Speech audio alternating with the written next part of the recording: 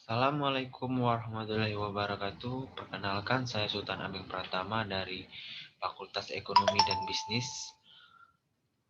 Prodi D3 Akuntansi Universitas Bengkulu dengan NPM C0C020022. Di sini saya akan menjelaskan tentang pembelajaran akuntansi perusahaan dagang. Yang mana jenis perusahaan itu ada 3 jenis perusahaan berdasarkan aktivitas operasionalnya, yaitu yang pertama perusahaan jasa, yang mana perusahaan jasa yang aktivitas operasionalnya memberikan layanan jasa kepada pelanggan. Dan kedua ada perusahaan dagang, yang mana perusahaan yang beraktivitas utamanya membeli dan menjual barang dengan atau tanpa mengubah bentuk barang tersebut. Kemudian ada juga perusahaan manufaktur, yang mana perusahaan ini beraktivitas operasional membeli bahan baku, mengolah bahan, melalui proses produksi untuk menghasilkan barang jadi dan menjual barang jadi tersebut kepada pembeli.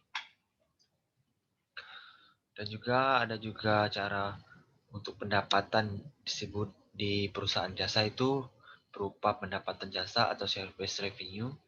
Kalau di perusahaan dagang itu bisa disebut pendapatan atau sales.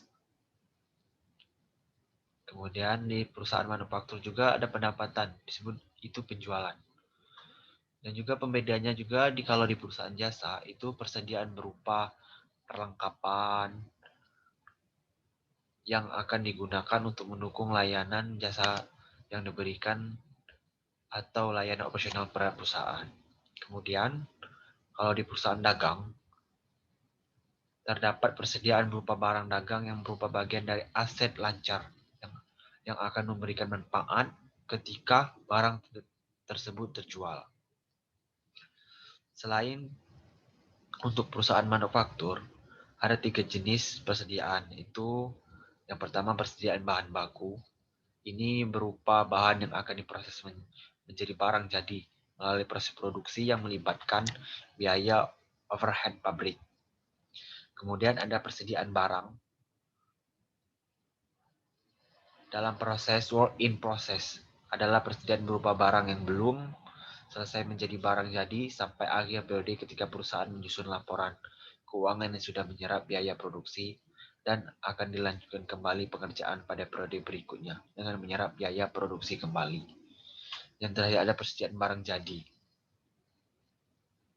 Adalah persediaan berupa barang yang sudah selesai melalui tahapan produksi dan siap untuk dijual kepada pembeli atau diserahkan kepada pemesan.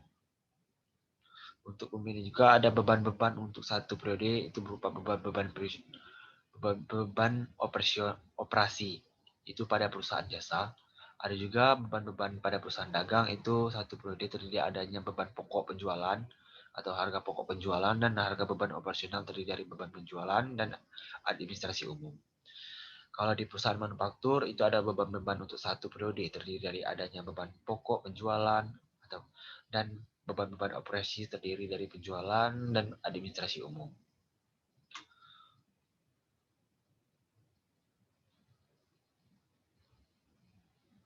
Selain dari aktivitas yang membedakan perusahaan jasa dan perusahaan dagang dan perusahaan manufaktur adalah dari perhitungan penyajian laba ruginya. Perusahaan jasa menyajikan laporan laba rugi biasanya dengan format single step, yang mana artinya pendapatan yang diperoleh langsung dikurangkan dengan semua beban untuk memperoleh laba atau rugi.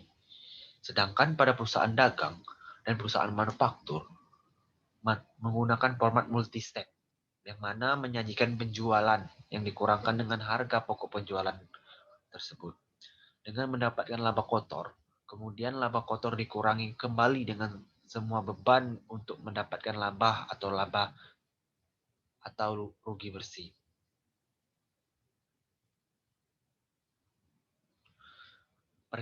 Untuk perhitungan laba pada perusahaan dagang dan manufaktur, harga pokok penjualan atau HPP adalah total harga perolehan atas barang yang terjual dari satu periode, dan HPP merupakan akun kelompok beban, yang mana lainnya adalah beban pokok penjualan dan dalam bahasa Inggris disebut juga dengan cost of goods sold. Harga perolehan atas barang dagang adalah semua pengeluaran yang dibiarkan oleh perusahaan untuk memperoleh barang dagang sampai barang dagang tersebut itu siap dijual. Ada juga istilah-istilah dalam kaitan dengan arus harga perolehan atau cost flow. Untuk yang pertama ada persediaan barang dagang awal atau biasa disebut dengan beginning inventory, adalah total harga perolehan atas barang dagang awal periode dengan nilai yang diambil dari persediaan akhir dari periode sebelumnya. Kemudian ada pembelian yang bisa disebut juga cost of goods sold atau cost of purchase, adalah total harga perolehan atas barang yang dibeli satu periode. Bisa juga diperhitungkan pembelian bersih sama dengan pembelian kotor ditambah biaya angkut dikurang retail pembelian dikurang diskon pembelian. Yang ketiga, barang tersedia untuk dijual atau cost of available for sale, adalah total harga perolehan atas barang tersedia untuk dijual untuk satu periode yang dihitung dengan menjumlahkan persediaan barang dagang awal ditambah persediaan bersih. Kemudian harga pokok penjualan atau cost of goods sold adalah harga total harga perolehan atas barang yang telah terjual dalam satu periode, atau COGS sama dengan unit yang terjual dikali harga perolehan per unit. Kemudian yang kelima, persediaan barang dagang akhir atau ending inventories adalah total harga perolehan atas barang yang belum dijual sampai akhir periode, atau ending inventories bisa juga dijumlahkan dengan ending inventories sama dengan unit yang tersisa dikali harga perolehan per unit. Penjualan adalah pendapatan berasal dari hasil penjualan satu periode. Bisa juga dijumlahkan penjualan sama dengan unit yang terjual dikali harga jual per unit. Kemudian untuk sistem pencatatan, ada dua sistem yang biasa digunakan perusahaan dagang untuk mencatat transaksi yang berhubungan dengan barang dagang, yaitu sistem pencatatan perpetual dan sistem pencatatan periodik. Yang mana beda di antara kedua tersebut adalah kalau sistem perpetual, setiap terjadi transaksi yang berhubungan dengan barang dagang, misal pembelian, retur, pembelian pelunasan atau utang atas pembelian barang dagang tersebut, penjualan dan retur penjualan, maka langsung memengaruhi nilai persediaan, sehingga dicatat dengan melibatkan akun persediaan barang dagang tersebut. Sedangkan sistem periodik, sistem setiap terjadi transaksi yang berhubungan dengan barang dagang, misal seperti tadi pembelian, retur pembelian, perusahaan utang, atau pembelian barang dagang, penjualan, retur penjualan, maka tidak langsung mempengaruhi nilai persediaan, sehingga tidak dicatat pada akun persediaan barang dagang.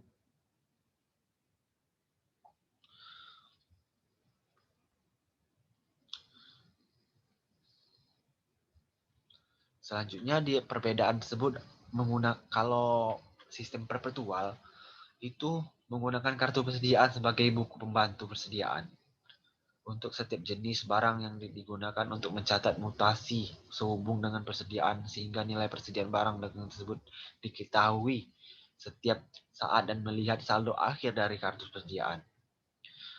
Kalau sistem periodik itu sendiri tidak menggunakan kartu persediaan, sehingga nilai persediaan akhir baru diketahui setelah perusahaan melakukan perhitungan fisik persediaan.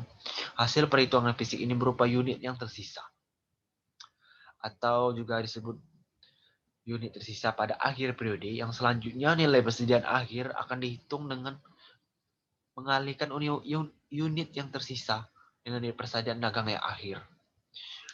Kemudian pada perhitungan, kalau di perusahaan sistem periodik itu perhitungan fisik persediaan di setiap akhir itu tidak wajib.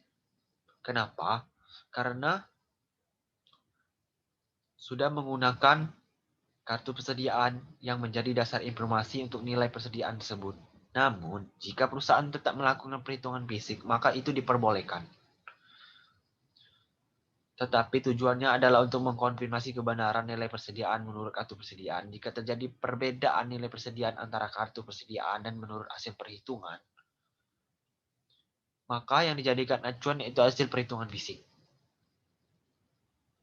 Kalau di sistem periodik, itu perhitungan fisik persediaan di akhir itu sifatnya wajib. Karena kenapa wajib? Itu untuk menentukan nilai persediaan barang dagang akhir. Jika perusahaan tidak melakukan perhitungan fisik, maka tidak akan diketahui berapa saldo akun persediaan pada akhir periode sebesar nilai persediaan awal. Kemudian untuk jurnal penyesuaiannya itu kalau sistem perpetual, jurnal penyesuaian terkait dengan barang dagang akan dibuat jika perusahaan memilih tetap melakukan perhitungan fisik dan hasil perhitungan fisik tersebut berbeda dengan nilai persediaan menurut kartu persediaan. Yang mana jurnal penyesuaiannya ini melibatkan dua akun. Yang pertama itu inventory dan harga penjualan atau cost of goods sold dengan posisi akun disesuaikan dengan khususnya. Adapun kalau jurnal penyesuaian di sistem periodik, itu jurnal penyesuaiannya terkait dengan barang-barang dagang wajib yang dibuat dengan tujuan menghapus nilai persediaan awal dan memunculkan nilai akhir atau jurnal penyesuaian itu melibatkan dua akun, yaitu persediaan barang dagang atau yaitu persediaan barang dagang, inventory, dan harga pokok penjualan cost of goods sold. Jurnal yang dibuat persediaan awal, cost of goods sold di debit, sedangkan inventory di kredit. Jurnal yang dibuat perusahaan untuk memunculkan nilai persediaan akhir ialah inventory di debit, cost of goods sold di kredit.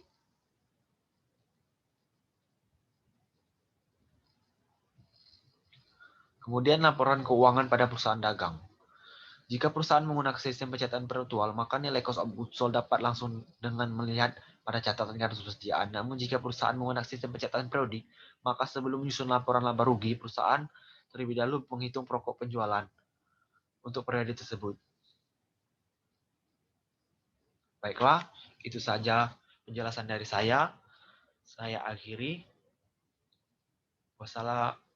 Wassalamualaikum warahmatullahi wabarakatuh. Sekian dan terima kasih.